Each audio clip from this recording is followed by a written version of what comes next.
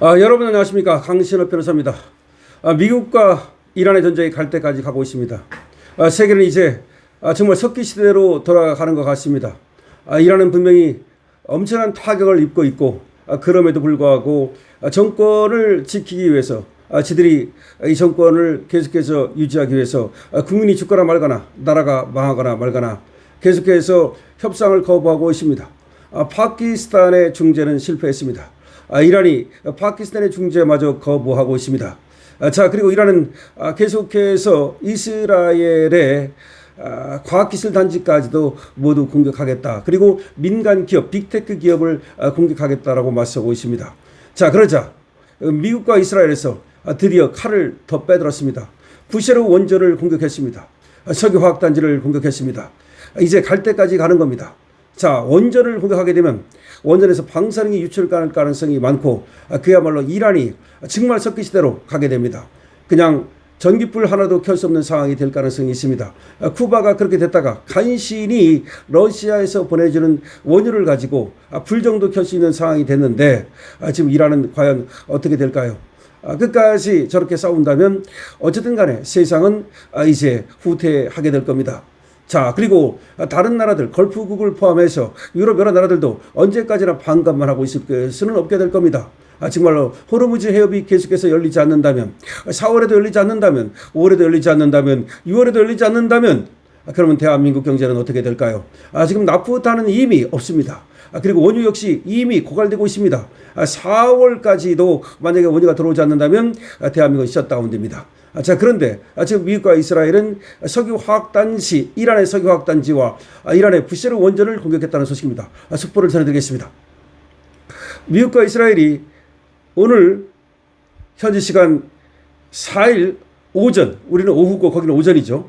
현지 시간 4일 오전 해가 뜨자마자 이란 내 석유화학단지와 원자력 발전소를 공격했다고 이란 국영 IRNA 통신 등이 보도했습니다.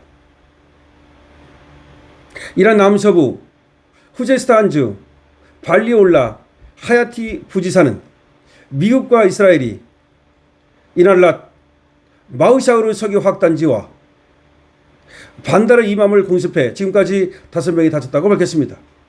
석유화학단지를 공격했다는 겁니다.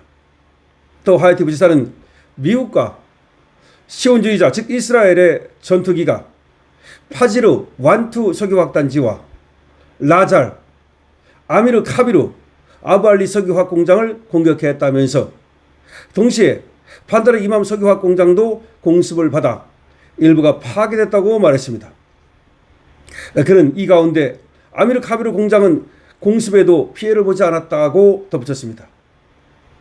4일 오전 8시 30분께 이란 남부 부셰르 원전 단지도 미국과 이스라엘의 공습을 받아 방호직원 1명이 사망했으며 폭발과 파편으로 보조 건물 한 곳이 손상됐다고 IRNA는 전했습니다. 이제 본때를 보이는 것 같은데요. 계속해서 이란이 항복하지 않을 때 이 부셰르 원전을 모두 부숴버릴 가능성이 있습니다. 초기 조사 결과 원전 주요 부분은 피해가 없었으며 원전 가동에도 아직 영향이 없는 것으로 나타났다고 IRNA는 설명했습니다. IRNA는 지난 2월 28일 이스라엘과 미국의 이란 공격이 시작된 이후 부셰르 원전이 공격받은 것은 4번째라며 원전 내 상당량의 방사능 물질이 존재하기에 원전이 심각한 피해를 입으면 돌이킬 수 없는 결과가 발생할 수 있다고 지적했습니다. 이란 남동부 호르무간즈 당국은 반다르 하미르의 시멘트 공장이 미국 이스라엘 공격을 받았다면서 인명피해나 생산 중단은 없었다고 발표했습니다. 이란은 미국 이스라엘에 공습받으면 걸프 국가와 이스라엘에 있는 같은 종류의 시설에 대해 그대로 되갚는 식의 작전을 구사하고 있는 만큼 이들 국가의 석유화학단지가 공격받을 가능성이 커지고 있습니다. 자, 이란의 석유화학단지가 미국과 이스라엘의 공격을 받았습니다. 그리고 부셰르 원전이 공격을 받았습니다. 부셰르 원전은 아직까지는 가동되고 있습니다. 그러나 일단 부셰르 원전의 외곽 지역을 때리고 있는 것 같은데 여차하면 부셰르 원전을 모두 파괴하겠다는 것인데 그 경우 정말 그 피해는 걷잡을 수 없을 것입니다. 방사능이 유출될 가능성도 있습니다. 그런가 하면 지금 이란의 석유화학단지가 대대적으로 공격받았다는 것입니다.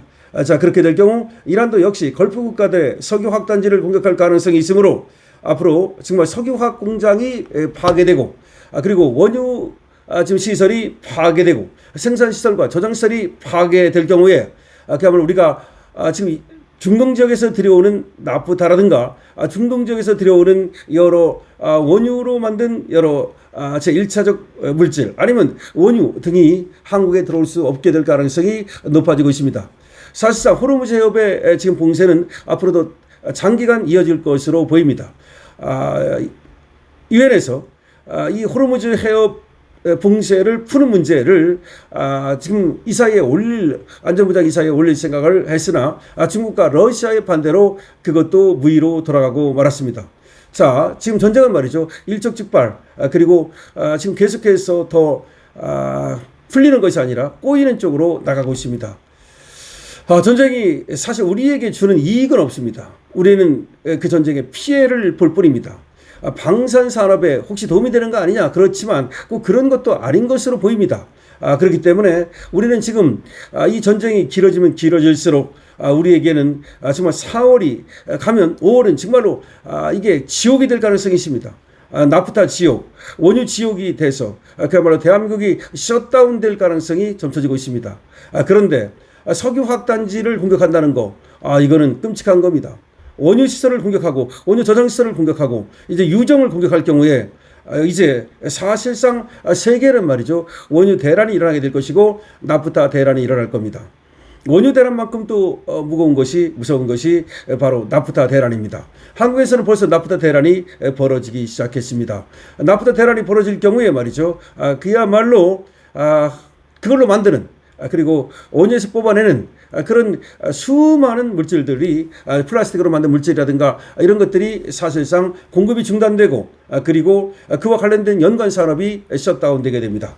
다시 한번 말씀드립니다. 미국과 이스라엘이 이란의 석유화학 단지를 공격했습니다.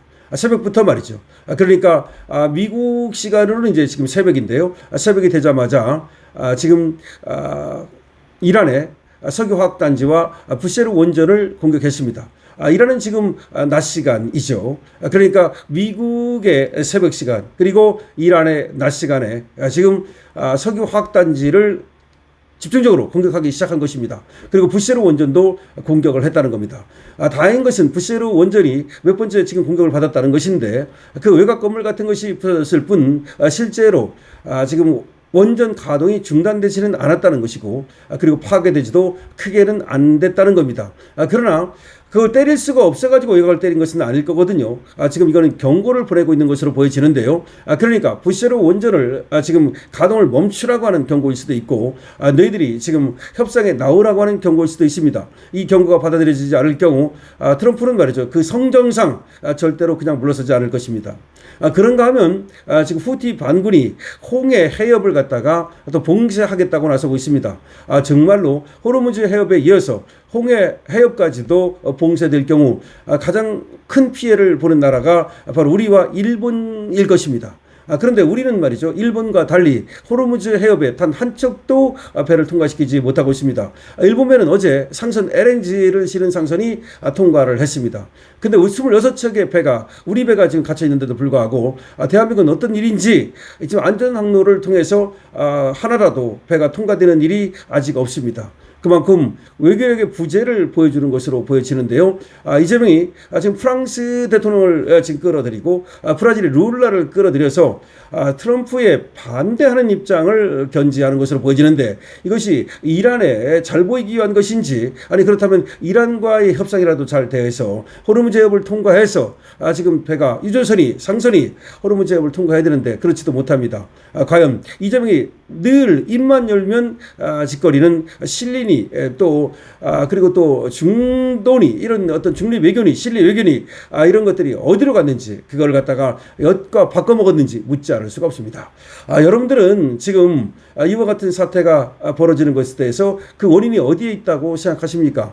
도대체 다른 나라에 비해서도 한국이 유난히 말이죠. 호르무즈 해협에서 이와 같은 어떤 불리한 지경에 이르는 건 무엇 때문이라고 생각을 하십니까?